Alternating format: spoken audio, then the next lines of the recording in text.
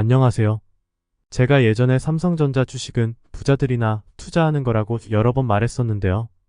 이유는 간단합니다. 일반인들이 삼성전자에 투자를 해서 기대할 수 있는 수익이 대부분 뻔하기 때문입니다. 2021년에 틈만 나면 삼성전자 주식을 사모으라고 하던 유명한 주식 유튜버가 있었는데요. 저는 그때 부자가 아니라면 삼성전자 투자는 별로 메리트가 없다고 말렸었죠. 액면 분할로 싸게 보일 뿐 결코 싸지 않다고 봤기 때문입니다. 바닥에서 이미 많이 오른 부분도 있었고요. 그 당시 삼성전자를 매수했다면 3년 만에 본전을 회복 중이지 않을까 합니다. 만약 꾸준히 분할 매수를 했다면 10% 내외의 수익이 났으리라고 보는데요. 이 정도라면 차라리 은행 예금에 3년간 넣어놓고 스트레스 없이 편한 마음으로 이자를 받는 게 훨씬 낫지 않을까요? 주식 투자를 하는 이유가 뭔가요? 그건 큰 돈을 벌기 위함이 아닌가 합니다. 아마 일반인들이 삼성전자에 투자할 수 있는 금액은 많아야 몇 백만 원에서 1, 2천만 원 정도이지 않을까 합니다. 적은 금액이라고는 할 수 없지만 그 정도로는 리스크를 감수하며 얻을 수 있는 수익이 크지 않다는 겁니다. 물론 다른 종목에 비해서 변동성이 크지 않고 안정적이라는 장점이 있기는 하지만요. 삼성증권에 따르면 삼성전자 주식을 1년에서 3년 사이 보유한 평균 수익률이 대략 16% 정도였다고 합니다. 그리고 5년에서 10년 사이 보유한 평균 수익률은 대략 43% 정도였다고 합니다. 적은 수익률이라고 볼 수는 없지만 그렇다고 많은 수익률도 아니죠.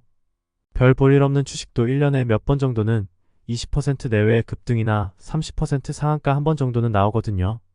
부자라면 삼성전자에 최소 억대 단위를 투자했을 가능성이 높기 때문에 같은 수익률일지라도 상대적으로 얻게 되는 크기가 엄청 차이가 납니다. 제가 말하고 싶은 핵심은 우량주에만 투자를 해서는 안 된다는 거죠. 부자가 아니라면 말입니다.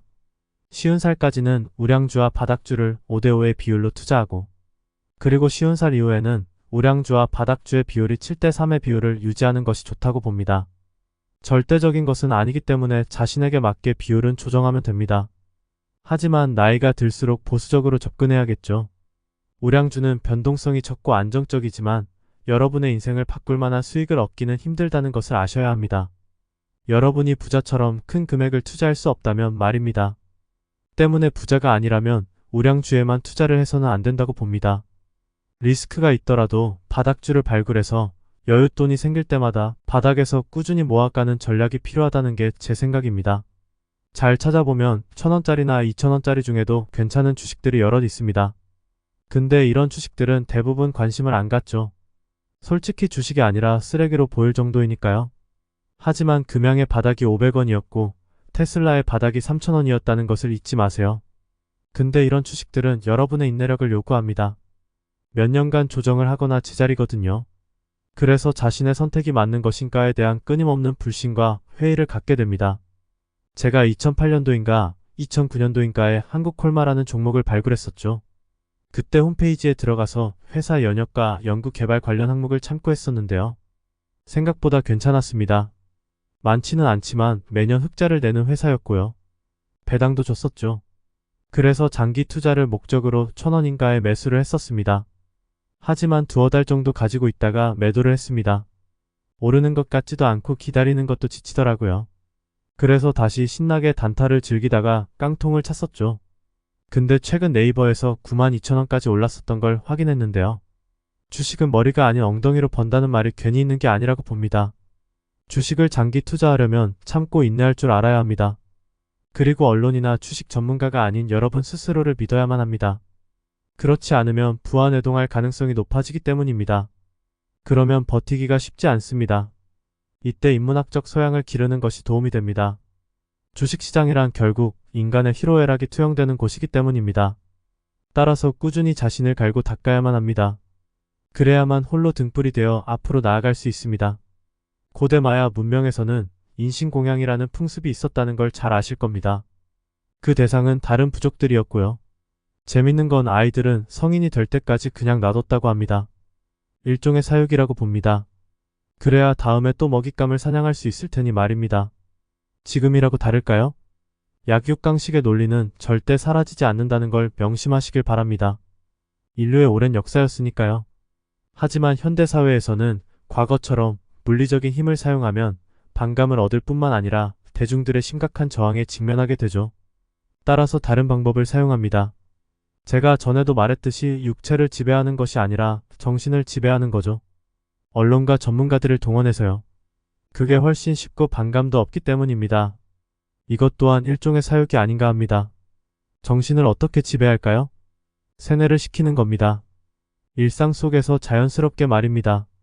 매스미디어를 통해 원하는 정보의 노출 빈도를 증가시키면 됩니다.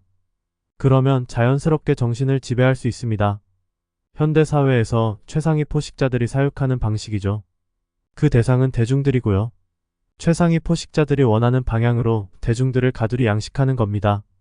그리고 필요할 때마다 사냥을 하는 거죠. 왜 2001년 그 고점에 다들 아파트에 미쳐서 돌격 앞으로 했을까요? 세뇌를 당한 겁니다. 그래서 묻고 따지지도 않고 미쳐서 날뛴 게 아닐까 합니다. 어떤 투자 상품도 똑같습니다. 군중 심리에 대중들이 미쳐 날뛰면 고점이 얼마 남지 않았다는 것을 아셔야 합니다. 유행에는 정점이 있기 때문입니다. 이때 언론과 전문가라는 놈들은 나발을 불어대며 선전, 선동, 세뇌의 열을 올리죠. 그리고 최상위 포식자들은 이를 이용해서 대중들을 사냥합니다. 따라서 언론과 전문가라는 놈들을 함부로 믿어서는 안 됩니다. 그들은 최상위 포식자들에게 기생하는 습성이 있기 때문입니다. 그래야 푸스럭이라도 얻어먹을 수 있으니 말입니다. 따라서 주인에게 충성을 할 수밖에요. 그럼 왜 최상위 포식자들은 먹잇감을 사냥할 수밖에 없는 걸까요?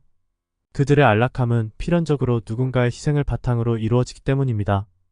착취 계급과 피착취 계급 사이의 투쟁이 인류의 역사니까요. 인간의 탐욕이 사라지지 않는 한 멈추지 않을 겁니다.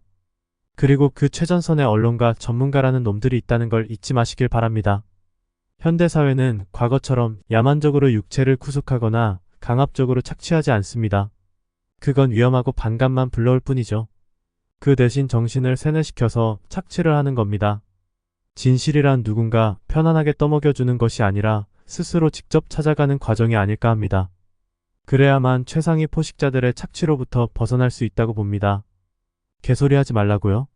믿고 안 믿고는 여러분 선택이죠.